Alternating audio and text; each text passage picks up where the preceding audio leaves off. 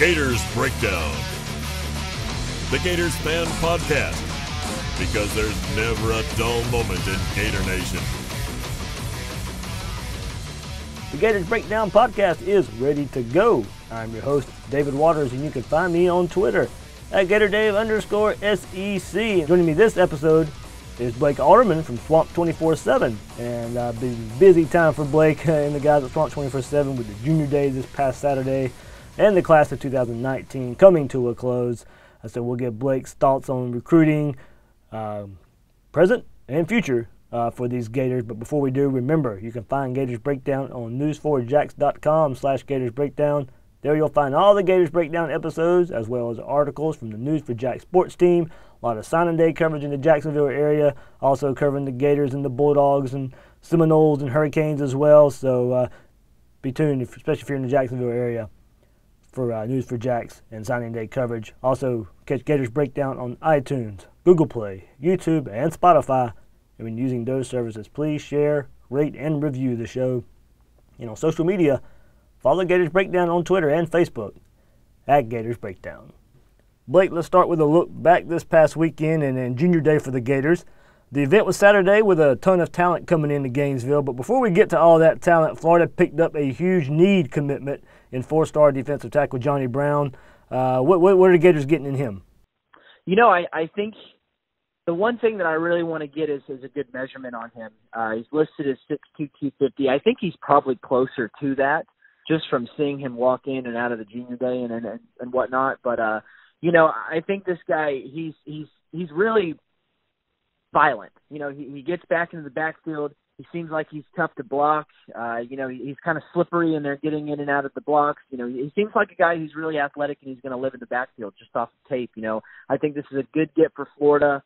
You know, he's a guy that started off at Tampa Catholic, worked his way over to Middleton. So, you know, I think, like you said, Florida's going to need, you know, a lot of bodies on the defensive line. And so far they've added two quality guys with Johnnie Brown along with Jervin Dexter. So, you know, I think it's going to be a big emphasis for Florida. And obviously early on things are looking really well on the recruiting front there. Yeah, we know Brown, top 100, 98th ranked player, 7th ranked defensive tackle. But is he a player we can see that maybe move along that defensive line? You know, I think so. I think that, you know, he kind of brings some versatility. You know, I think that, you know, the way Florida's defensive front works, I think that those are the kind of players you're going to see. You know, one thing Brown mentioned after was, you know, playing defensive end was one of the things that new defensive line coach David Turner had mentioned to him. So, you know, I think that that's kind of the thing that you're going to see a lot of these guys that Florida gets. It's going to be those versatile guys that can move around as the defense kind of moves between the 3-4 and the 4-3. So, you know, kind of looking at Dexter, one of the things that he even said kind of to go to him is that, you know, they see him having the size to be able to move in the inside, but obviously he's, you know, 6'6.5", 6'7". So I think the end is more likely where he ends up. You know, he can kind of compare to Myles Garrett, who Coach Turner had coached back at Texas A&M. So that's obviously, you know, really lofty expectations for him to go to. But, you know, I think so far Florida's got two guys that are very versatile up front. All right, and now on to the big targets that were on campus. And Blake, it looks like four-star quarterback Carson Beck will be decommitting from Alabama anytime now. He was in Gainesville on Saturday, Miami on Sunday for their Junior Day as well. So with one quarterback already committed, the Gators are making Beck a priority and look to be in good shape right now. Absolutely. You know, I think, like you said, it's looking very unlikely at this point to see Beck stick with that commitment to Alabama. You know, I'm honestly, to be honest with you, you know, I'm a little surprised that he's still committed now. But again, you know, I do expect him to not stick with them. I don't expect that commitment to stick there. You know, like you said, Florida, Miami, I think those are the two obvious jump outs there. You know, I think that, you know, his relationships with Miami's new offensive coordinator from his time in Alabama obviously puts them in the mix. You know, he took a visit there. But, you know, this is a guy who's committed to Florida as a baseball kid. You know, this is a family of Florida fans, obviously in a very, you know, right there in Florida's backyard, like what, maybe an hour, 45 minutes away top, something like that. So, you know, this is a guy that has a big affinity for Florida. You know, he really liked his visit. It seems like they are, like you said, prioritizing him. You know, I know that it seems like it's pretty well known right now that Florida is looking to bring in two quarterbacks this year if they're able to. So, you know, I think that this is nothing but, you know, obviously Antony-Richards, you know, has been committed first. He seems fine with that. I'm talking with him at the Junior Day. It seems fine if Florida's going to bring in a second quarterback. I think Antony is still very solid to Florida. I don't think that he's going to completely shut down visits. He mentioned hearing from some schools still, but, overall I think he's still very solid to Florida. And this just goes to show you that Dan Mullen is, he's really trying to turn over things in that quarterback room and adding 2 top arms there. It's kind of bringing back the old Cam Newton, John Brantley days there. So it definitely is bringing some buzz on the recruiting trail for Florida there. All right, and perhaps the biggest target on the board and the fans want most is 5-star running back from Lakeland, DeMarcus Bowman. Blake, we know that Lakeland pipeline is being reestablished for the Gators and could come into play here for Bowman. Absolutely. I think that's one thing that every time I mention, every time I talk to DeMarcus about Florida, he always brings up, that tradition, that pipeline. That's one thing that I think it's important to him, that, people, have gone to Florida from that school and have been very successful. So I think that that's something that really does weigh on his mind. The thing that I feel like with this is I think Florida has a lead. I think that they are the team to beat. I think that Clemson, Georgia, Ohio State are some schools to watch there. I think Clemson's probably the one that I would mention to watch closest. He's taken, I think, 3 or 4 visits there, and, as before they even offered. They just offered this last visit he took there at the end of January. So, I do think that Florida has the lead, but this is the thing where you just can't get complacent. You just can't sit there and kind of say, we're in great shape there. You have to continue to recruit this guy hard. This is still a 5-star player. This is an elite talent. This is a guy that you can't let your foot off the gas pedal for. I don't expect Florida to do that. They obviously haven't yet. They continue to prioritize him. But, I really like Florida's chances here. But, again, this is going to be, your regular 5-star recruitment where, big boys are going to be calling this guy. So this is one where Florida's going to have to be ready for a fight. They're going to have to continue to fend off these schools and continue to kind of maintain this lead that it seems like they have. And Blake, after a few years under McElwain, I think fans would take that right now because for a while they weren't even in the conversation. So, it's good. I'm not going to lie. It is good to say that Florida is the team to beat for this guy. I feel like even writing things, I don't have to write that. Florida has a lot of work to do here. It's nice to actually be able to sit there and say that, I think Florida is the leader for this 5-star, saying things like lead 5-star, I'm sure makes fans very happy. And, the point is that, Florida just has to continue to just keep doing what they're doing, and I think that, they're in great shape here. He's got 3 teammates from the 2019 class. Florida's obviously recruiting his 2020 teammate, Finley Graham. So there's a lot to like about Florida here, but I still think Clemson is very, worth watching here. Oh, yeah, even for the last week or so, we've heard about the potential interest in Georgia Tech offensive line grad transfer Parker Braun. He was in town with his parents and his brother, Joshua Braun, who is also a rising junior in the family. There's a lot of positive vibes going on around this family and both Brauns right now. Yeah, definitely.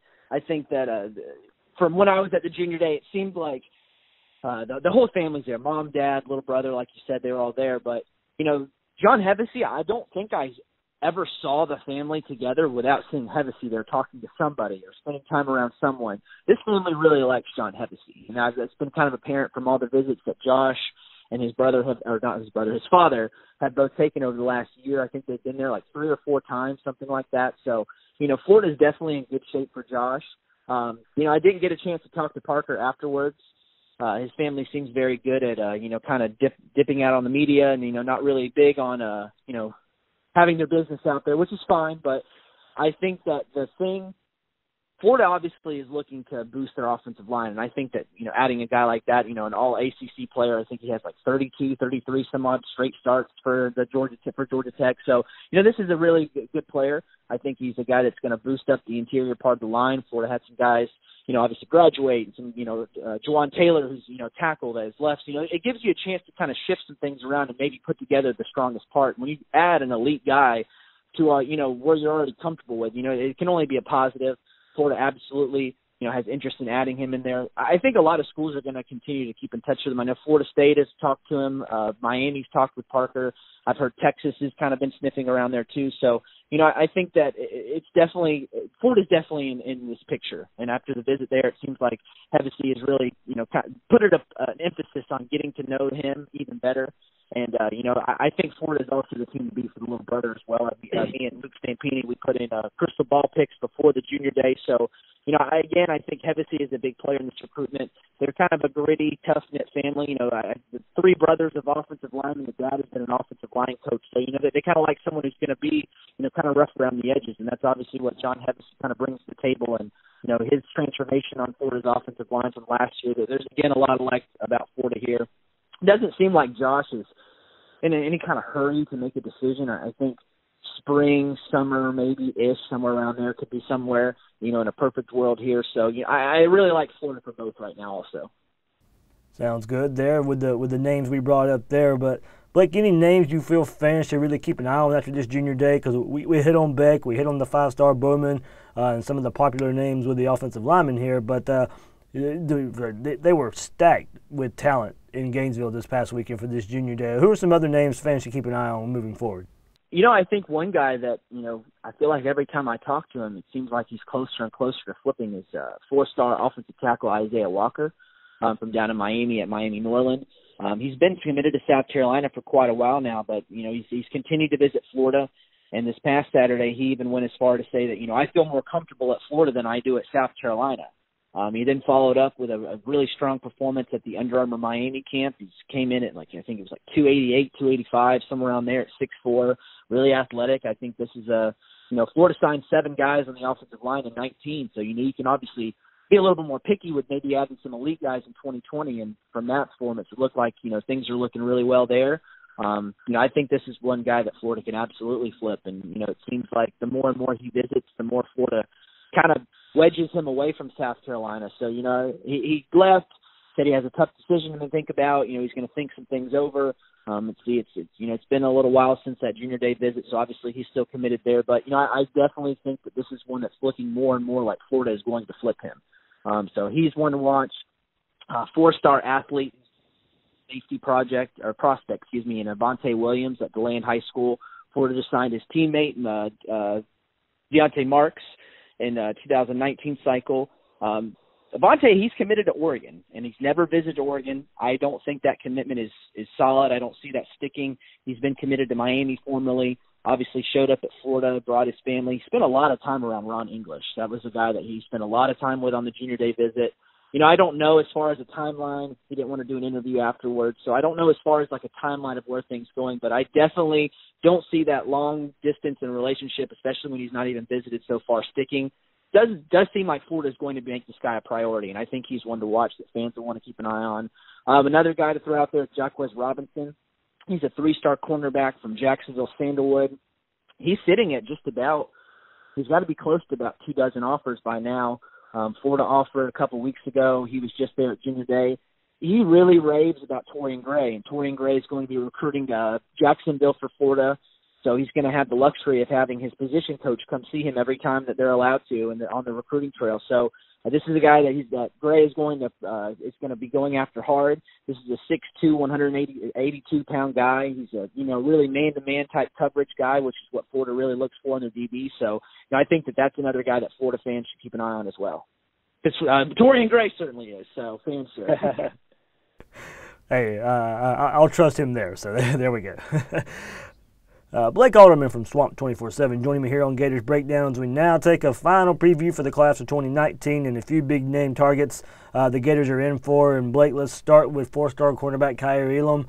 This is Florida's probably best chance to close with a highly rated target for the 2019 class. Florida, Georgia, Colorado a little bit now. It's a battle just a couple of days before National Signing Day. I really like where Florida looks there. I think if this has been a Florida-Georgia battle for quite a while, Colorado seems to be lingering in there somewhat with just an ability for him to be like the guy as soon as he steps foot on there. Family really likes Mel Tucker, who's the new head coach there that came from Georgia, was his main recruiter there. So I do think that Florida, it seems more and more as the closer we get to signing day that he's probably going to pick Florida. But I do think that the Bulldogs are the most likely otherwise pick there just because they've just been battling so long. But I really like Florida there.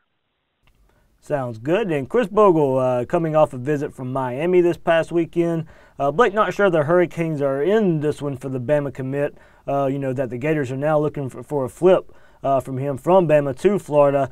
If I had to guess, I'll say a Bama-Florida battle, but I don't want to count out Miami just yet.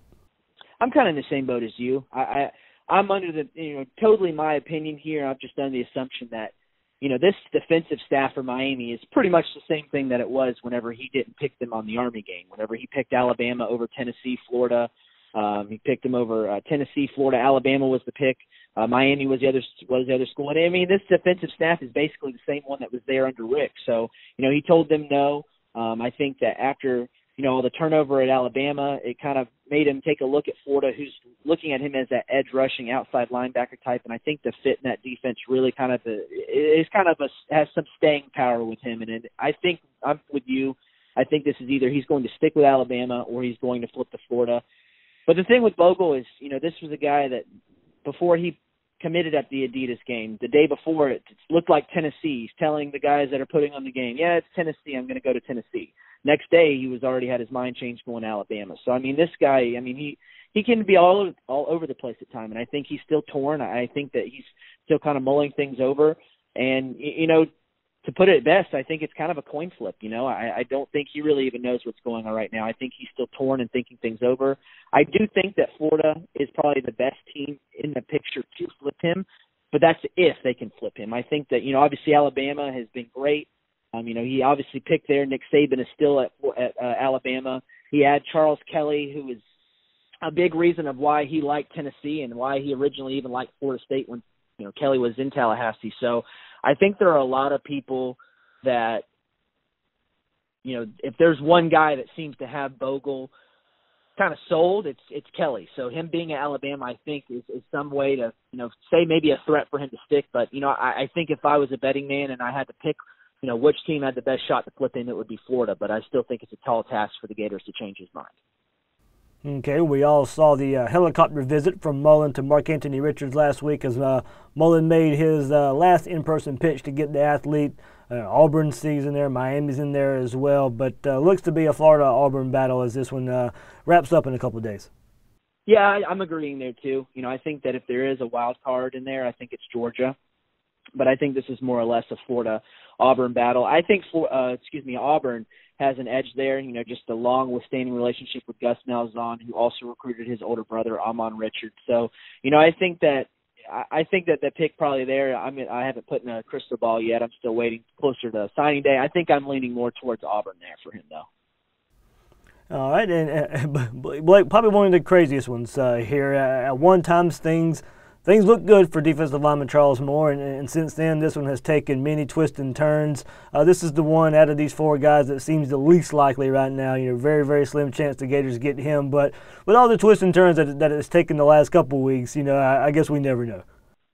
I'm with you. This is one that it's been a fun one. It's been interesting. He leaves Florida, they're the leader. A couple of days later, Sal Sinceri leaves, and he kind of backs off that, takes a couple more visits. I think at this point now it's looking more like an Auburn-Mississippi State battle. He was formally committed to the Bulldogs, and whenever he decommitted, he was pretty vocal about wanting to get out of state, get farther away, see new things, and all this. So he visited LSU last weekend for an official visit. I don't see the Tigers being a threat. He was at Florida State the weekend before that, and I don't see them a threat either. The parents didn't even visit Tallahassee or LSU, so I don't see them as the threat there. But interestingly, after, wanting to see new things, Moore actually popped up on Sunday during the quiet period to Mississippi State's campus with them being right there. So I think right now it's looking more like an Auburn-Mississippi State battle. Florida seems to have kind of fizzled out there. Like you said, though, it's been a really interesting battle, and, he's also been one of those guys that can show that he's all over the place. But for right now, it's looking like a SEC West battle there. All right, Blake, last question here. We mentioned Elam, Bogle, Antony-Richards, and Moore just now. And, Florida probably gets 1-2 of those guys. If they don't get, the number of guys here, is there any chance they reach out to anybody else, any surprises on signing day, or probably just save those scholarships for next cycle? I don't think there's going to be any kind of surprises there. I think at this point, Florida has an array of elite talent in the state of Florida this 2020 cycle. So, I think for right now, showing that they've got junior days going on, and, a lot of their visits on the recruiting trail near the end there would see 2020 and 2021 kids. So it seems like they're kind of looking ahead with this, the state of Florida, especially in Gator areas that are kind of friendly to Florida right now. It seems like they're putting kind of starting to put a little bit more emphasis on that class as they, try to lock down the state again. Sounds good. Blake, I know you're busy, but what you guys got coming up on Swamp 24/7 next couple of days as we head to the class of 19 signing day and getting it all wrapped up? Just wrapping up, finishing up some more things from junior day, just a couple more articles that we've had there with some of the commits that were putting their recruiting hats on last weekend. Obviously, signing day will come up on Wednesday. We'll have some insider things go leading up, which is kind of the latest moves with how some of these things can tend to change hourly. We'll keep up to date that. We'll have big signing day coverage. We'll be at just about every announcement, at least in state. I don't think we're going to have anyone, at least from our site, at Charles Moore, but we'll have, I'm sure somebody in that area will be there.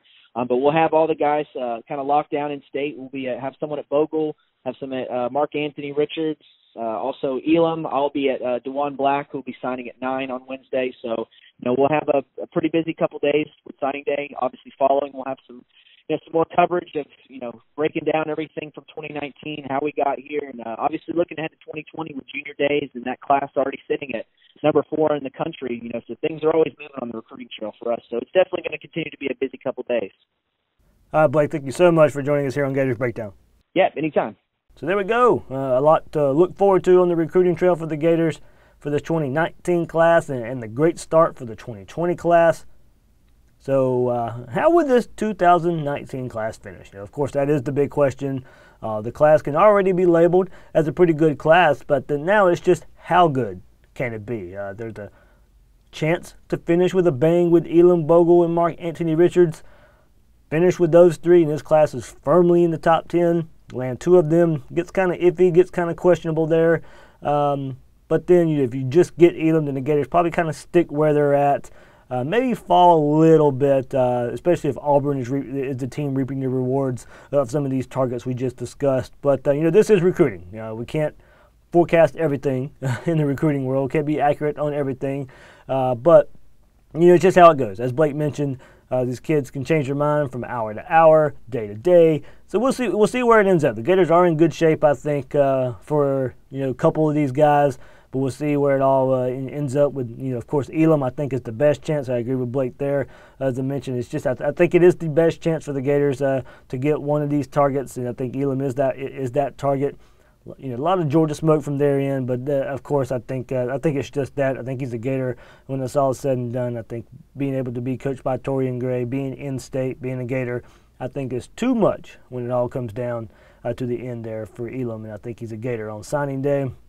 Bogle, I think, is the biggest question mark. I think it is close to a 50-50 battle, maybe a slight lean to Alabama right now, just already being committed there. That the staff that is there is that they brought, as Blake mentioned, from Tennessee. There are still some connections there for Bogle and his Alabama staff, and I don't ever want to count Nick Saban out either for a player that he really wants. But I think the Gators have a lot working for them as well.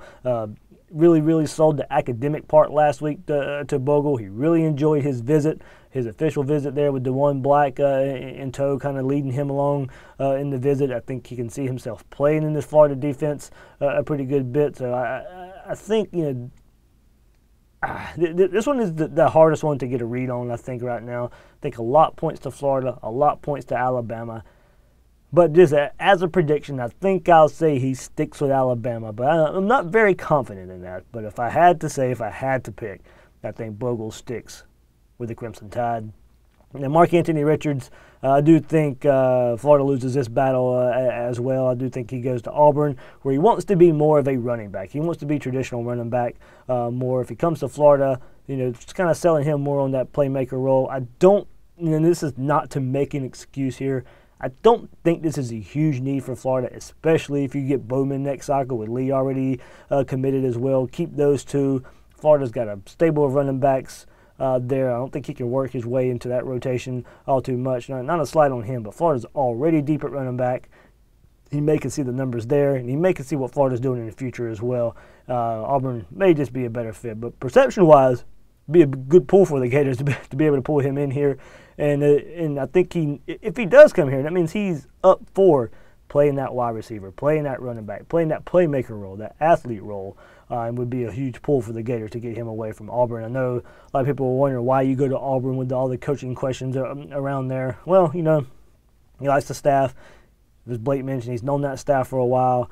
We know Auburn has fumbled some things in the past with how they redshirt players and didn't know they lost a red shirt to the previous players. So we'll see how it all plays out there. But I think the connections to Auburn are just a little bit too much right now with how long they've been on him. But I still wouldn't be surprised if he picked Florida, but it would be the biggest surprise to me out of Elam Bogle and him if he was to pick the Gators. More so than the other two. So a lot of information here, of course, but all leading to National Signing Day, and we will have a big episode on Signing Day here on Gators Breakdown. Signing Day episode. Look, we'll have it that night as we get to review all day everything that happened during the day. Hopefully more than one commitment, but we'll see there. So we'll go back to early Signing Day.